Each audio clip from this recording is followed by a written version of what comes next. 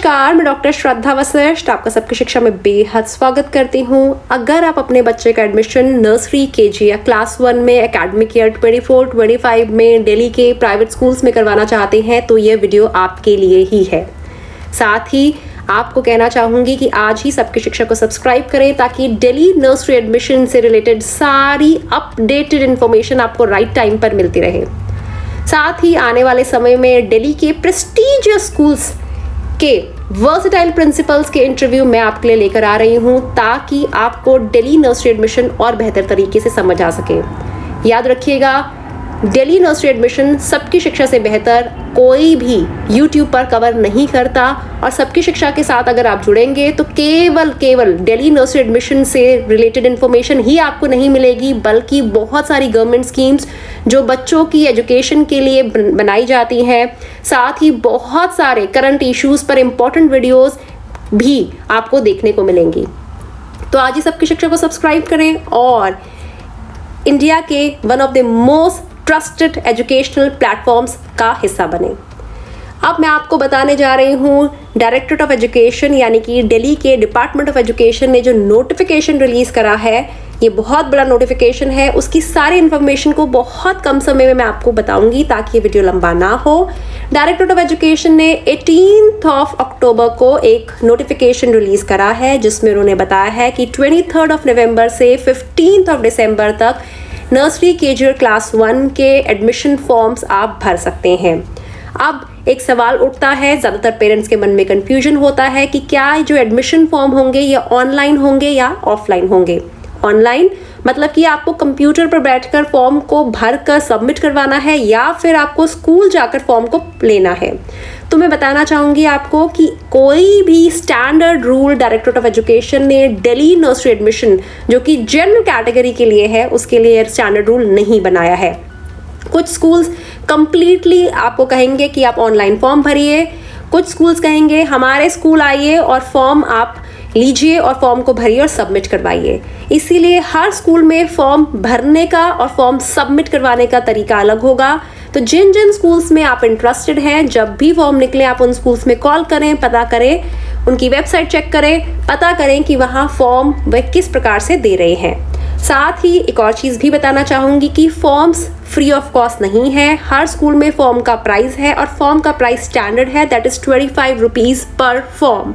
अगर आप 10 स्कूल्स में फॉर्म भरेंगे तो एक स्कूल का फॉर्म 25 रुपये का और 10 स्कूलों के फॉर्म 250 रुपीज़ के यानी कि 250 रुपये के। तो जितने स्कूलों के फॉर्म आप भरेंगे इंटू 25 आप करते चले जाएंगे, उतना आपका कॉस्ट फॉर्म्स की लगेगा। और फॉर्म्स का जो प्राइस होगा कंप्लीटली नॉन रिफंडेबल होगा। मतलब कि कल को अगर उस स्कूल में आपके बच्चे का एडमिशन नहीं होता तो आप उस स्कूल से 25 रुपीज़ क्लेम नहीं कर सकते हैं। साथ ही सभी स्कूल्स में जब भी एडमिशन प्रोसीजर के लिए फॉर्म निकलते हैं उससे पहले हर स्कूल अपना क्राइटेरिया अपनी वेबसाइट पर अपलोड करता है। क्राइटेरिया के अकॉर्डिंग बच्चों को पॉइंट्स मिलते हैं और उन पॉइंट्स के अकॉर्डिंग बच्चों का ड्रॉ ऑफ लॉट्स में नाम जाता है। ड्रॉ ऑफ लॉट्स के थ्रू बच्चों के नाम सेलेक्ट किए जाते हैं और फिर जिन बच्चों का नाम पहले सेलेक्ट होता है उन्हें फर्स्ट लिस्ट के थ्रू एडमिशन का मौका मिलता है। बाकी बच्चों का नाम वेटिंग लिस्ट में जाता है।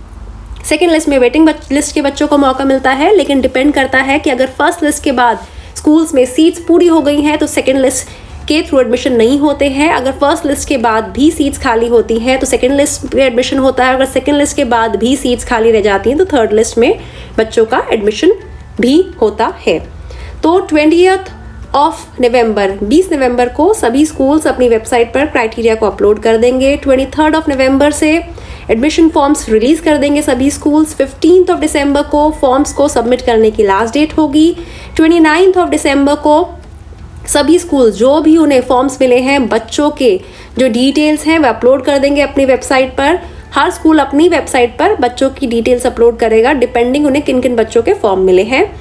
5 जनवरी को बच्चों को क्या स्कूल वाले पॉइंट दे रहे हैं उनकी डिटेल्स के अकॉर्डिंग उससे रिलेटेड इन्फॉर्मेशन 5 जनवरी को स्कूल्स रिलीज़ कर देंगे। 12 जनवरी को फर्स्ट लिस्ट रिलीज़ कर दी जाएगी और नेक्स्ट डे से 13 से फर्स्ट लिस्ट के एडमिशन्स भी शुरू हो जाएंगे। अगर पेरेंट्स को कोई क्वेरी है, कोई कंप्लेंट है, कोई ग्रीवियंस है तो स्कूल में जाकर पेरेंट्स उसके अगेंस्ट कोई रिटन कंप्लेंट भी दे सकते हैं, कोई ईमेल सेंड कर सकते हैं या फिर वर्बल इंटरेक्शन के थ्रू भी अपनी बात कन्वे कर सकते हैं from 13th of Jan to 22nd of Jan. Second list निकल जाएगी 29th ऑफ जैन, लेकिन उन्हीं स्कूलों में जिनमें फर्स्ट लिस्ट के एडमिशन के बाद भी सीट्स खाली रह गई हैं। उसके बाद नेक्स्ट डे से 31st ऑफ जैन से 6th ऑफ फरवरी तक पेरेंट्स एडमिशन करवाएंगे सेकेंड लिस्ट के बच्चों का, और वह पेरेंट जिन्हें कोई ग्रीवियंस है वह अपनी ग्रीवियंस को रजिस्टर करवा सकते हैं। Third list 21st of February को रिलीज हो जाएगी और उसके बाद admission procedure 8th of March को क्लोज कर दिया जाएगा। साथ ही यह भी इस नोटिफिकेशन में बात क्लियर की गई है कि जो एडमिशन्स हैं ये 75% सीट्स पे हो रहे हैं जो प्राइवेट स्कूल्स में है। टोटल सीट्स में 75% सीट्स पर जनरल कैटेगरी के बच्चों का एडमिशन हो रहा है, ओपन सीट्स पर एडमिशन हो रहा है जो कि 23rd ऑफ नवंबर से फॉर्म जिसके रिलीज हो रहे हैं। बाकी बची सीट्स पर 25% सीट्स पर EWS DG कैटेगरी और children with special needs category के बच्चों का एडमिशन होता है, जिनके फॉर्म्स जनरल कैटेगरी के एडमिशन्स के बाद निकलते हैं। इसके बाद आपको एक और बहुत इंपॉर्टेंट पॉइंट भी बताना चाहूँगी जो ज़्यादातर पेरेंट्स जानना चाहते हैं, जो कि रिलेटेड है बच्चों की एज से। बच्चों की एज क्या होगी एडमिशन के लिए, तो आप सभी को बताना चाहूँगी। अगर हम एज की बात करते हैं तो बच्चे की एज 31st ऑफ मार्च 2024 को 3 इयर्स होनी चाहिए नर्सरी क्लास में एडमिशन के लिए। 31st मार्च 2024 को KG क्लास में एडमिशन के लिए 4 साल होनी चाहिए, और 31st ऑफ मार्च 2024 को क्लास 1 में एडमिशन के लिए 5 साल एडमिशन बच्चे की 5 साल बच्चे की एज होनी चाहिए एडमिशन के लिए।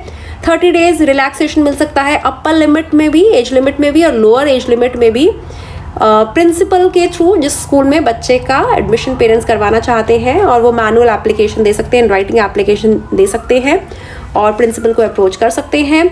इसके अलावा एड्रेस प्रूफ की ज़रूरत भी पड़ेगी क्योंकि बच्चा दिल्ली में रहता है और दिल्ली में उसका एडमिशन हो, इसके लिए राशन कार्ड या स्मार्ट कार्ड पेरेंट्स के नाम का हो जिसमें बच्चे का नाम हो, डोमिसाइल सर्टिफिकेट हो बच्चे के नाम का या पेरेंट्स के नाम का, वोटर ID हो, किसी भी पेरेंट के नाम का MTNL bill, phone bill, electricity bill हो पेरेंट्स के नाम का, आधार कार्ड हो एनी ऑफ द पेरेंट्स के नाम का।